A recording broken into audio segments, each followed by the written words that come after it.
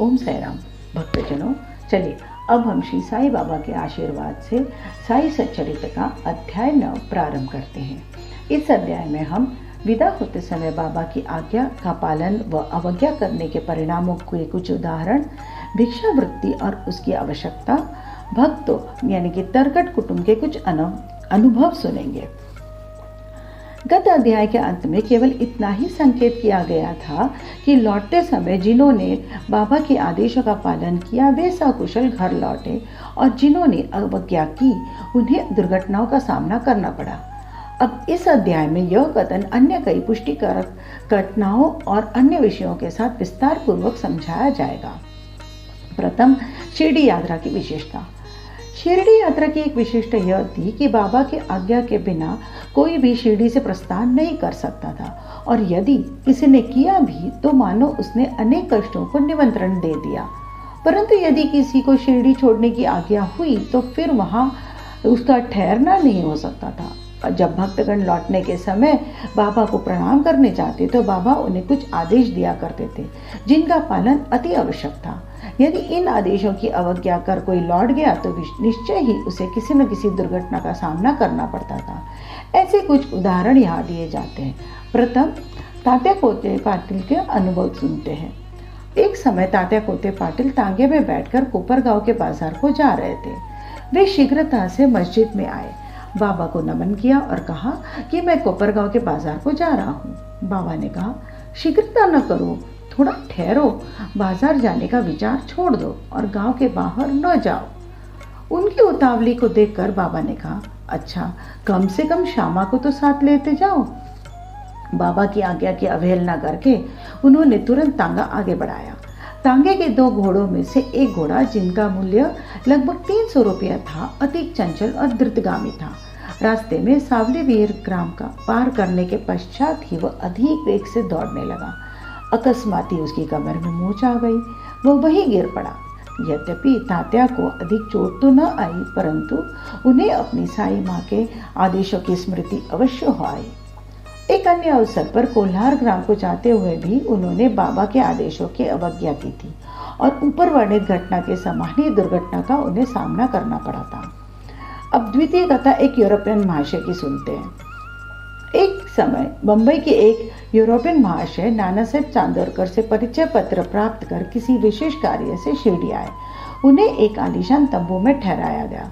वे तो बाबा के समक्ष नत होकर कर कमलों का चुंबन करना चाहते थे। इसी कारण उन्होंने 3 बार मस्जिद की सीढ़ियों पर चढ़ने का प्रयत्न किया, परंतु बाबा ने उन्हें अपने समीप आने से रोक दिया। उन्हें आंगन में ही ठहरने और वहीं से दर्शन करने की आज्ञा मिली। इस विचित्र स्वागत से अप्रसन्न होकर उन्होंने शीघ्र ही शिरडी से प्रस्थान करने का विचार किया और विदा लेने के हेतु वे वहां आए। बाबा ने उन्हें दूसरे दिन जाने और शीघ्रता न करने की राय दी।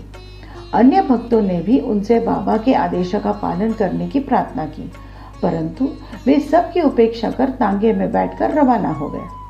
कुछ दूर तक तो घोड़े ठीक ठाक चलते रहे, परंतु सावलीवीर नामक गांव पार करने पर एक बाइसिकल सामने से आई, जिसे देखकर घोड़े भयभीत हो गए और द्रुत गति से दौड़ने लगे।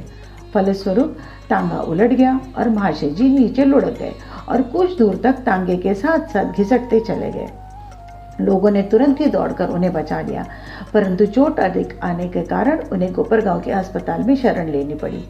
इस घटना से भक्तों ने शिक्षा ग्रहण की कि जो बाबा के आदेशों की अवहेलना करते हैं उन्हें किसी न किसी प्रकार की दुर्घटना का शिकार होना ही पड़ता है, और जो आज्ञा का पालन करते हैं वे सकुशल और सुखपूर्वक घर पहुंच जाते हैं। अब हम देखते हैं भिक्षावृत्ति की आवश्यकता क्या है। अब हम भिक्षावृत्ति के प्रश्न पर विचार करेंगे। संभव है कुछ लोगों के मन में संदेह उत्पन्न हो कि जब बाबा इतने श्रेष्ठ पुरुष थे तो फिर उन्होंने आजीवन भिक्षावृत्ति पर ही क्यों निर्वाह किया। इस प्रश्न को 2 दृष्टिकोण सामने रखकर हल किया जा सकता है। पहला दृष्टिकोण, भिक्षावृत्ति पर निर्वाह करने का कौन अधिकारी है। शास्त्रानुसार वे व्यक्ति जिन्होंने 3 मुख्य आसक्ति यानी कामिनी, कांचन और कीर्ति का त्याग कर आसक्ति मुक्त हो संन्यास ग्रहण कर लिया हो, वे ही भिक्षावृत्ति के उपयुक्त अधिकारी है, क्योंकि वे अपने घर में भोजन तैयार करने का प्रबंध नहीं कर सकते। अतः उन्हें भोजन कराने का भार गृहस्थों पर है ही। श्री साई बाबा न तो गृहस्थ थे और न वानप्रस्थी, वे तो बाल ब्रह्मचारी थे। उनकी यह दृढ़ भावना थी कि विश्व ही मेरा गृह है। वे तो स्वयं ही भगवान वासुदेव विश्व पालन करता तथा ब्रह्म थे, अतः वे भिक्षा उपार्जन के पूर्ण अधिकारी थे। अब दूसरा दृष्टिकोण, पंच सुना मतलब 5 पाप और उनका प्रायश्चित। सबको यह ज्ञात है कि भोजन सामग्री या रसोई बनाने के लिए गृहस्थाश्रमों को 5 प्रकार की क्रियाएं करनी पड़ती है। प्रथम कंडनी मतलब पीसना, द्वितीय पेशनी मतलब दलना, तीसरा उदकुंबी मतलब बर्तन मलना, चौथा मार्जनी मतलब मांजना और धोना, पांचवा चूली यानी चूली सुलगाना। अब इन क्रियाओं के परिणाम स्वरूप अनेक कीटाणुओं और जीवों का नाश होता है और इस प्रकार गृहस्थ आश्रमों को पाप लगता है। इन पापों के प्रायश्चित स्वरूप शास्त्रों ने 5 प्रकार के याग या यज्ञ करने की आज्ञा दी है। अर्थात प्रथम ब्रह्म यज्ञ अर्थात वेदाध्ययन मतलब ब्रह्म को अर्पण करना या वेद का अध्ययन करना। द्वितीय पितृयज्ञ मतलब पूर्वजों को ध्यान। तृतीय देव यज्ञ मतलब देवताओं को बलि। चौथा भूत यज्ञ मतलब प्राणियों को ध्यान। पांचवा मनुष्य या अतिथि यज्ञ मतलब मनुष्य या अतिथियों को दान। यदि ये कर्म विधि पूर्वक शास्त्रानुसार किए जाए तो चित्त शुद्ध होकर ज्ञान और आत्मानुभूति की प्राप्ति सुलभ हो जाती है।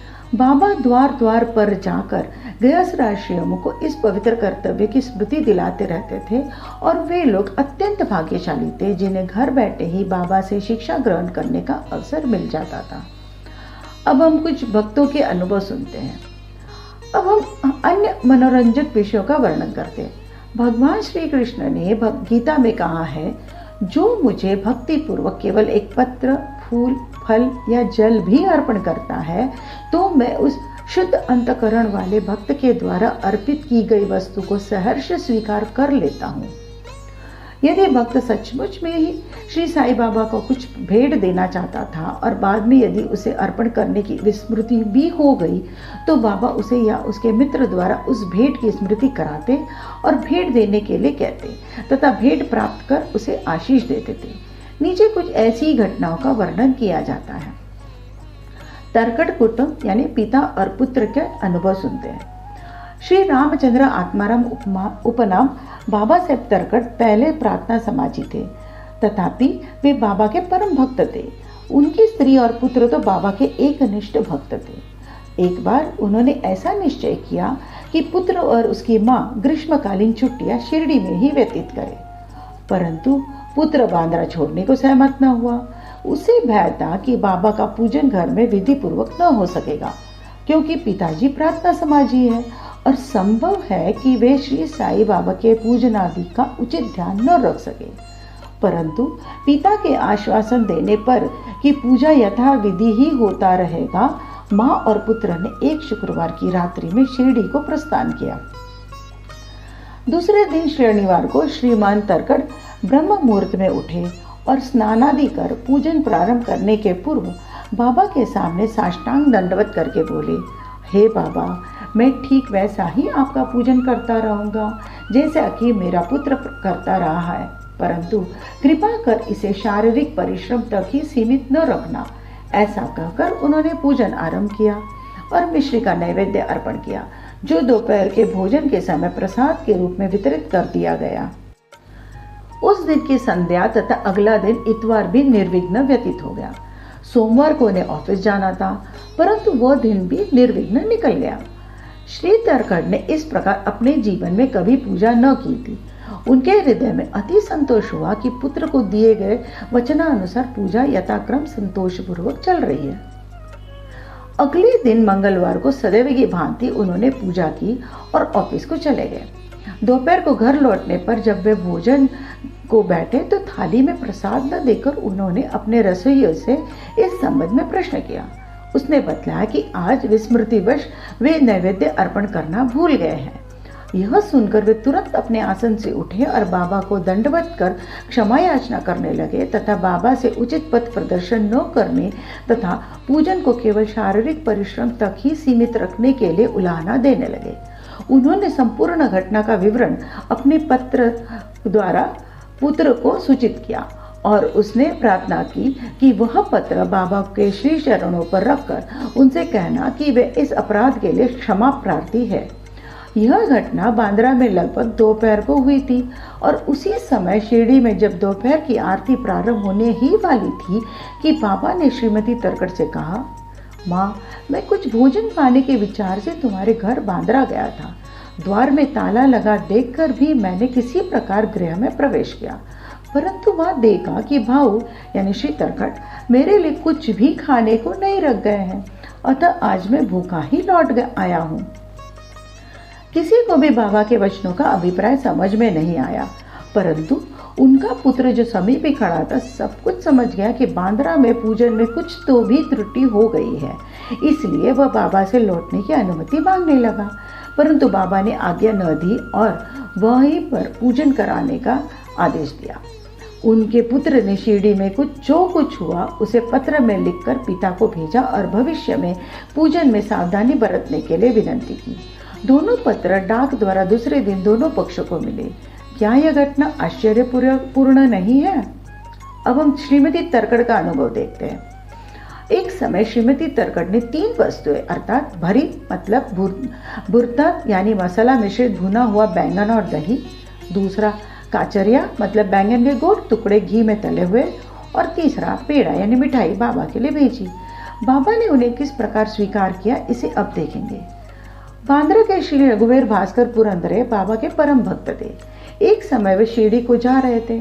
श्रीमती तरकड़ ने श्रीमती पुरंदरे को 2 बैंगन दिए और उनसे प्रार्थना की कि शिरडी पहुंचने पर वे एक बैंगन का भुर्ता और दूसरे का काचरिया बनाकर बाबा को भेंट कर दे। शिरडी पहुंचने पर श्रीमती पुरंदरे भुर्ता लेकर मस्जिद को गई। बाबा उसी समय भोजन को बैठे ही थे। बाबा को वह भुर्ता बड़ा स्वादिष्ट प्रतीत हुआ, इस कारण उन्होंने थोड़ा थोड़ा सभी को वितरित किया। इसके पश्चात ही बाबा ने काचरिया लाने को कहा। राधा कृष्ण माई के पास संदेश भेजा गया कि बाबा काचरिया मांग रहे हैं। वे बड़े असमझ में पड़ गई कि अब क्या करना चाहिए। बैंगन की तो अभी ऋतु ही नहीं है। अब समस्या उत्पन्न हुई कि बैंगन किस प्रकार उपलब्ध हो। जब इस बात का पता लगाया गया कि भुर्ता लायक कौन था, तब ज्ञात हुआ कि बैंगन श्रीमती पुरंदरे लाई थी तथा उन्हें ही काचरिया बनाने का कार्य सौंपा गया था। अब प्रत्येक को बाबा के इस पूछताछ का अभिप्राय विदित हो गया और सबको बाबा की सर्वज्ञता पर महान आश्चर्य हुआ। दिसंबर सन 1995 में श्री गोविंद बालाराम मानकर शिरडी जाकर वहां अपने पिता की अंत्येष्टि क्रिया कराना चाहते थे। प्रस्थान करने से पूर्व श्रीमती तरकड़ से मिलने आए। श्रीमती तरकड़ बाबा के लिए कुछ भेंट शिरडी भेजना चाहती थी। उन्होंने पूरा घर छान डाला, परंतु केवल एक पेड़े के अतिरिक्त कुछ न मिला और वह पेड़ा भी अर्पित नैवेद्य का था।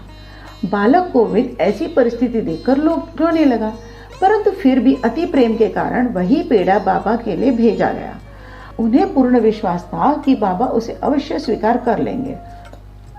शिरडी पहुंचने पर गोविंद मारकर बाबा के दर्शनार्थ गए, परंतु वहां पेड़ा ले जाना भूल गए। बाबा यह सब चुपचाप देखते रहे, परंतु जब वह पुनः संध्या समय बिना पेड़ा लिए वहां पहुंचा तो फिर बाबा शांत न रह सके और उन्होंने पूछा कि तुम मेरे लिए क्या लाए हो। उत्तर मिला, कुछ नहीं। बाबा ने पुनः प्रश्न किया और उससे वही उपयुक्त उत्तर फिर दोहरा दिया। अब बाबा ने स्पष्ट शब्दों में पूछा, क्या तुम्हें माँ यानी श्रीमती तरकड़ ने चलते समय कुछ मिठाई नहीं दी थी? अब उसे स्मृति हो आई और वह बहुत ही लज्जित हुआ तथा बाबा से क्षमा याचना करने लगा। वह दौड़कर शीघ्र ही वापस गया और पेड़ा लाकर बाबा के सम्मुख रख दिया। बाबा ने तुरंत ही पेड़ा खा लिया। इस प्रकार श्रीमती तरकड़ की भेंट बाबा ने स्वीकार की और भक्त मुझ पर विश्वास करता है, इसीलिए मैं स्वीकार कर लेता हूँ। यह भगवत वचन सिद्ध हुआ। अब हम बाबा ने संतोषपूर्वक भोजन कैसे किया ये सुनते हैं। एक समय श्रीमती तरकड़ शिरडी आई हुई थी।